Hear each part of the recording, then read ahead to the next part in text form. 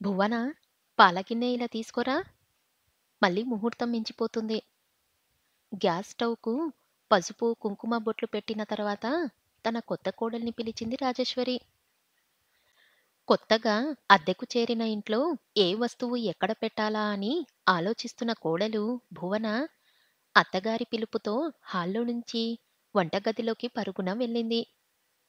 అత్తగారి సూచన మేరకు స్టవ్ వెలిగించి పాలగిన్నె పొయ్యి మీద పెట్టింది భువన. గిన్నె వైపే తదేకంగా చూడసాగింది రాజేశ్వరి. కాసేపటికి గిన్నెలోంచి పాల పొంగు కుడివైపుకు పొంగింది. భువన, పాల పొంగు కుడివైపుకు పొంగింది. చాలా మంచిది. మీరు ఏడాదిలోపే హైదరాబాదులో మంచి ఇల్లు కొంటారు అంది రాజేశ్వరి. అత్తగారి మాటలతో భువన మొహం ఆనందంతో వెలిగిపోయింది. అమ్మా భువన, కాసేపు ఆగి పాలు పొయ్యి మీద నుంచి దించేసి కాఫీ, టీ పొడి ఏవి కలపకుండా పాలలో పంచదార కలుపుకొని హాల్లో ఉన్న అందరికీ ఇవ్వు అని చెప్పి రాజేశ్వరి హాల్లోకి వచ్చేసింది.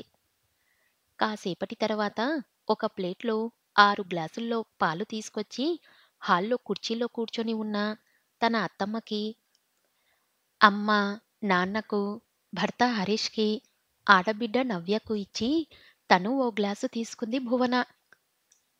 భువన వాళ్ళది విజయవాడకు సమీపంలోని రామాపురం గ్రామం. వ్యవసాయ కుటుంబం. ఊళ్ళో విశాలమైన ఓ ఇల్లు, అరెకరాల పొలం ఉంది. భువన తన తల్లిదండ్రులకు ఒక్కతే కూతురు. ఇంటర్ ఏడాది క్రితమే పూర్తి చేసింది. ఇంటర్ తర్వాత ఇక నేను ఏమి చదవనని భువన తేల్చి చెప్పేయడంతో మంచి సంబంధం కుదిరితే పెళ్లి చేసేద్దామనే నిర్ణయానికి వచ్చారు భువన తల్లిదండ్రులు. దూరపు బంధువుల ద్వారా తిరుపతిలో నివాసముండే రాజేశ్వరి వాళ్ళ సంబంధం తెలియడంతో ఆస్తిపాస్తులు లేకపోయినా అబ్బాయికి మంచి ఉద్యోగం, కుర్రాడు అందంగా ఉన్నాడనుకొని భువనను హరీష్‌కి ఇచ్చి వివాహం చేశారు భువన తల్లిదండ్రులు. ఒక కొడుకు, ఒక కూతురు. భర్త సుందరయ్య బైక్ మెకానిక్ షాపులో పనిచేసేవాడు. సుందరయ్య పనితనం మెచ్చి యజమాని రోజుకి 500 కూలీ ఇచ్చేవాడు. ఒక్కొక్క రోజు 500 కంటే అదనంగా కూడా వచ్చేది. కానీ సుందరయ్యకు తాగుడు అలవాటు ఉండటం వల్ల ఇంట్లో సగం డబ్బులే ఇచ్చేవాడు. అయినా సరే రాజేశ్వరి సర్దుకుపోయేది. తాగుడుకు బానిసైపోవడం కారణంగా ఆరోగ్యం పాడైపోవడంతో హరీష్‌కి 6 ఏండ్లప్పుడు సుందరయ్య చనిపోయాడు. అప్పుడు కూతురు నవ్యకి ఏడాది వయసు. రాజేశ్వరి కొన్ని రోజులు కూరగాయలమ్మింది. కొన్ని రోజులు టిఫిన్ అంగడి పెట్టింది. అష్టకష్టాలు పడి హరీష్‌ని ఇంజనీరింగు చదివించింది. రాజేశ్వరి కష్టం, తన తెలివితేటలు, అదృష్టం కొద్దీ హైదరాబాద్‌లోని ఓ మంచి కంపెనీలో నెలకు 1,00,000 వచ్చే ఉద్యోగం సంపాదించాడు హరీష్. కూతురు నవ్య ఇప్పుడు ఇంటర్ 2వ సంవత్సరం చదువుతుంది. అమ్మాయి చదువుకోకపోయినా అందంగా ఉండటంతో పాటు ఆస్తిపాస్తులున్న మంచి కుటుంబం, పైగా ఒక్క కూతురు కారణంగా సంతోషంగా 6 మాసాల క్రితమే హరీష్‌కి వివాహం చేసింది రాజేశ్వరి. కాపురం పెట్టడానికి ఓ మంచి ఇల్లు చూసుకునేలోపు హరీష్ 15 రోజులకోసారి హైదరాబాదు నుంచి తిరుపతి వచ్చి వెళ్ళేవాడు. ఇప్పుడు అద్దెకు ఇల్లు కుదరడంతో ఇరు కుటుంబాల వాళ్ళు హైదరాబాదు వచ్చారు. తన కూతురు కొత్త కాపురానికి ఫర్నిచర్ నుంచి ఫ్రిడ్జ్ వరకు, బెడ్ నుంచి బీరువా వరకు, వాల్ క్లాక్ నుంచి వాషింగ్ మిషన్ వరకు సమస్తము తీసిచ్చేశారు భువన తల్లిదండ్రులు. భువన తల్లిదండ్రులు రాజేశ్వరి, నవ్య సహాయంతో ఆ రోజు సాయంత్రానికే ఇంట్లో వస్తువులన్నీ సర్దేశారు భువన.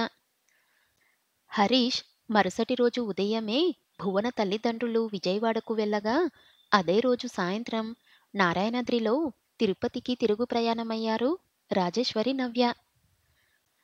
మరుసటి రోజు ఉదయం భువన, హరీష్ ఇంటి గుమ్మం బయట కుర్చీలలో కూర్చొని కాఫీ తాగుతూ కబుర్లు చెప్పుకుంటుండగా న్యూస్ పేపర్ గుర్తుకొచ్చింది హరీష్‌కి. హరీష్‌కి ఉదయం కాఫీ తాగుతూ న్యూస్ పేపర్ చదవడం అలవాటు. ఇంట్లో చేరే హడావడిలో ఈ 2 రోజుల్లో న్యూస్ పేపర్ సంగతి మర్చిపోయాడు.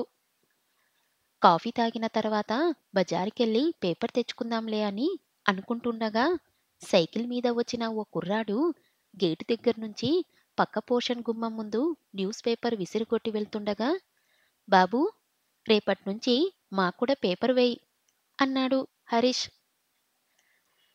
హరీషు, భువన ఉండే కాంపౌండ్‌లో కింద ఉన్న 2 పోర్షన్‌లో ఒక దాంట్లో హరీష్ వాళ్ళు అద్దెకు చేరారు. పైనున్న ఒకే పోర్షన్‌లో ఓనర్స్ ఉంటారు. అలాగే సార్. నిన్ననే మిమ్మల్ని అడుగుదామని అనుకున్నాను. మీరు మీ పనుల్లో బిజీగా ఉండటం చూసి వెళ్ళిపోయాను. ఇంతకు ముందు ఈ ఇంట్లో ఉన్నవాళ్ళు కూడా వేసుకునేవారు. ఏ పేపర్ వేయమంటారు? అన్నాడు పేపర్ బాయ్. ఏదైనా పర్లేదు అని హరీష్ చెప్పడంతో, సరే సార్, ఈ రోజు నుంచే వేసుకోండి సార్ అని చెప్పి సైకిల్ దిగి వచ్చి హరీష్ చేతికి పేపర్ ఇచ్చి వెళ్తుండగా, బాబూ, నీవు చదువుకోవడం లేదా? అడిగాడు హరీష్. 10వ తరగతి సార్ అన్నాడు ఆ కుర్రాడు. మరి పేపర్ వేస్తున్నావ్? ఆశ్చర్యంగా అడిగాడు హరీష్. పేపర్ వేయడం 7 గంటలకయిపోతుంది సార్. తర్వాత స్కూల్‌కి వెళ్తాను. స్కూల్ 9 గంటలకు కదా సార్ అని చెబుతూనే సైకిల్ మీద వెళ్ళిపోయాడు పేపర్ బాయ్. ఏవండీ, ఆ అబ్బాయి చూడండి, చదువుకుంటూనే పేపర్ వేస్తున్నాడు. చాలా గ్రేట్ కదండీ! అంది భువన. అవును భువన, బాధ్యత కలిగిన ఇలాంటి పిల్లలు అరుదుగా ఉంటారు అంటూ పేపర్ చదవటం మొదలుపెట్టాడు హరీష్. పేపర్లో కొన్ని పేజీలు చదివిన తర్వాత, భువన, వేడి నీళ్లు పెట్టు. ఇవాళ ఆఫీస్‌కి త్వరగా వెళ్ళాలి. 2 రోజులు సెలవు పెట్టాను కదా! ఇవాళ బాస్ కాస్త ముందుగా రమ్మని నిన్ననే ఫోన్ చేశాడు అని హరీష్ చెప్పగానే భువన వంటింట్లోకి వెళ్ళింది. 3 మాసాల తర్వాత ఓ రోజు ఉదయం భువన, హరీష్ ఇంటి గుమ్మం బయట కుర్చీలో కూర్చొని కాఫీ తాగుతూ కబుర్లు చెప్పుకుంటుండగా సైకిల్ మీద వచ్చిన పేపర్ బాయ్ని చూస్తూనే హరీష్‌కి ఓ విషయం గుర్తుకు వచ్చింది.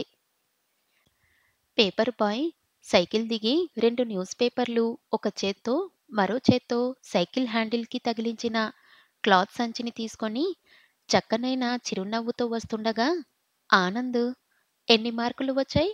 అడిగాడు హరీష్. సార్, 600కు 600 వచ్చాయి సార్. నేనే స్టేట్ ఫస్ట్ సార్. స్వీట్స్ తీసుకోండి సార్ అని చెబుతూ స్వీట్ బాక్స్ హరీష్ చేతికిచ్చి కాళ్లకు నమస్కారం చెయ్యబోయాడు. హరీష్ వెంటనే కుర్చీలోంచి పైకి లేచి ఆనంద్ కాళ్లకు నమస్కారం చేయడాన్ని హరిస్తూ, wow, wonderful, my dear boy, heartily congratulations అంటూ ఆనంద్‌ని ఆత్మీయంగా ఆలింగనం చేసుకున్నాడు. తర్వాత కాస్త వెనక్కి వచ్చి, ఆనంద్, రిజల్ట్స్ నిన్ననే వస్తాయని నిన్న ఉదయం నీవు ఫోన్ చేసినప్పుడు ఎన్ని మార్కులు వచ్చాయో సాయంత్రం ఫోన్ చెయ్యమని చెప్పాను.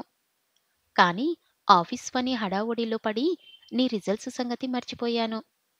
అందుకే నిన్న సాయంత్రం ఫోన్ చేసినా నా ఫోను సైలెన్స్‌లో ఉండటం వల్ల ఫోన్ లిఫ్ట్ చేయలేకపోయాను. రాత్రి 11 గంటలకు ఇంటికొచ్చి ఫోన్ చూస్తే నీ నుంచి 3 మిస్ కాల్స్ ఉన్నాయి. ఆ టైంలో ఫోన్ ఎందుకు చేయడమని ఊరుకున్నాను అన్నాడు హరీష్. మీ గురించి, నా గురించి పేపర్‌లో కూడా వేశారు సార్ అని తన చేతిలో ఉన్న పేపర్ హరీష్‌కి చూపించాడు ఆనంద్. 10 ఫలితాల్లో స్టేట్ ఫస్ట్ వచ్చిన పేపర్ బాయ్ అతని విజయానికి చేయూతనిచ్చిన యువ ఇంజనీరు అని మొదటి పేజీలో పెద్ద అక్షరాలతో రాసిన వార్త చూసి హరీష్ ఎంతో సంతోషించాడు. ఇప్పుడే వస్తానానంద్ అని చెప్పి ఇంట్లోకెళ్ళి కాసేపటి తర్వాత వచ్చి, ఆనంద్, దీంతో సైకిల్ కొనుక్కో అని 5,000 ఆనంద్ చేతిలో పెట్టాడు హరీష్. సార్, ఇప్పటికే మీరు చాలా సహాయం చేశారు. మళ్ళీ ఇప్పుడు డబ్బులెందుకు సార్ అని డబ్బులు తీసుకోవడానికి తడబడుతుండగా, బాధ్యతగా చదివే నీలాంటి పిల్లలకు ఎంత సహాయం చేసినా నష్టం లేదు. ఇంటర్మీడియట్‌లో కూడా ఇదే విధంగా స్టేట్ ఫస్ట్ రావాలి అని ఆనంద్ భుజాన్ని తట్టగానే ఆనంద్ కళ్ళ నుంచి ఆనంద బాష్పాలు అప్రయత్నంగా కారిపోతున్నాయి. ఆ ఆనందంతోనే మీ మేలు ఎప్పటికీ మర్చిపోను సార్ అని హరీష్ కాళ్ళకు నమస్కారం చేశాడు. ఆనంద్ 2 భుజాలను పట్టుకొని పైకి లేపి, మంచి మార్కులు వచ్చిన సందర్భంగా మీ అమ్మగారితో, నీ స్నేహితులతో సెలబ్రేషన్స్ చేసుకోకుండా ఇవాళ కూడా పేపర్ వేస్తున్నావే? అన్నాడు హరీష్. ఇన్నాళ్ళు ఇంటి బాధ్యత కోసం పేపర్ వేశాను సార్. ఇవాళ మాత్రం గర్వంగా వేస్తున్నాను సార్. మీ దయ వల్ల. చదువు పూర్తయిపోయి ఉద్యోగం వచ్చేంత వరకు పేపర్ వేయడం మాత్రం మానను సార్. పేపర్ వేయడం వల్లే కదా మీలాంటి మంచి వ్యక్తి నాకు పరిచయమయ్యారు. మీరు లేకపోతే నేను ఏ కూలీగానో ఉండిపోయేవాణ్ణి సార్ అన్నాడు ఆనంద్ చెమ్మగిల్లిన కళ్ళతో. ఇందులో నాదేముంది ఆనంద్. నేను చేయూత మాత్రమే ఇచ్చాను. నీవు కష్టపడి బాధ్యతగా చదవడం వల్లే ఇవాళ ఇంత విజయం సాధించగలిగావు. సరే, ఇక నీవు బయలుదేరు ఆనంద్ అని హరీష్ చెప్పడంతో కృతజ్ఞత భావంతో భువన హరీష్‌లకు నమస్కరిస్తూ పక్క పోర్షన్‌లో పేపర్ వేసి సైకిల్ మీద వెళ్ళిపోయాడు పేపర్ బాయ్ ఆనంద్. ఇంతసేపు అక్కడ ఏం జరిగిందో అర్థం కాని భువన, ఏంటండి, పేపర్ బాయ్‌కి 600 మార్కులు రావటమేంటి? అతనికి మీరు సాయం చేయడమేమిటి? ఆ విషయం పేపర్‌లో వేయడమేమిటి? అసలు ఇక్కడ ఏం జరుగుతుందో నాకేం అర్థం కావడం లేదు అంది ఆశ్చర్యంగా. భువన, నీకు చెప్పడం మర్చిపోయాను. 2 మాసాల ముందు వరుసగా 3 రోజులు పేపర్ బాయ్ రాలేదు. అప్పుడు ఇంకో అతను వచ్చాడు. అతనికి సుమారు 20-25 మధ్య ఉంటుంది వయసు. ఆ పిల్లవాడు ఎందుకు రాలేదని అతనిని అడిగాను. అప్పుడతను వాళ్ళ నాన్న చనిపోయాడంట సార్ అని చెప్పాడు. గుర్తుందా? అని అడిగాడు హరీష్. భువన కాసేపు ఆలోచించి, అవును అంది. ఆ తర్వాత ఓ రోజు నేను ఆ అబ్బాయి వాళ్ళింటికి వెళ్ళాను. గుట్కాలు ఎక్కువ వేయటం వల్ల నోటి క్యాన్సర్‌తో వాళ్ళ నాన్న చనిపోయాడని తెలిసింది. పుట్టుకతో 2 కాళ్ళు పోలియో కారణంగా వాళ్ళ అమ్మ నడవలేదు. కానీ కూర్చొని ఏ పనైనా చెయ్యగలదు. ఆ కుటుంబానికి ఏకైక ఆధారంగా ఉన్న వాళ్ళ నాన్న చనిపోవడంతో కుటుంబ బాధ్యత ఆనంద్ మీద పడింది. అందుకే స్కూల్ మానేసి హోటల్‌లో బేరర్ పని చేస్తున్న వాళ్ళ నాన్న ఉద్యోగంలో చేరాడు ఆనంద్. కానీ ఆనంద్ బాగా చదువుతాడని, స్కూల్లో అన్ని కార్యక్రమంలో ఉత్సాహంగా పాల్గొంటాడని తెలిసింది. అలాంటి విద్యార్థి స్కూల్ మానేయడం బాధ అనిపించింది. అందుకే సహాయం చేయాలనుకున్నాను అన్నాడు. ఆనంద్‌కి మీరు ఏం సహాయం చేశారు? ఉత్సుకలతో అడిగింది భువన.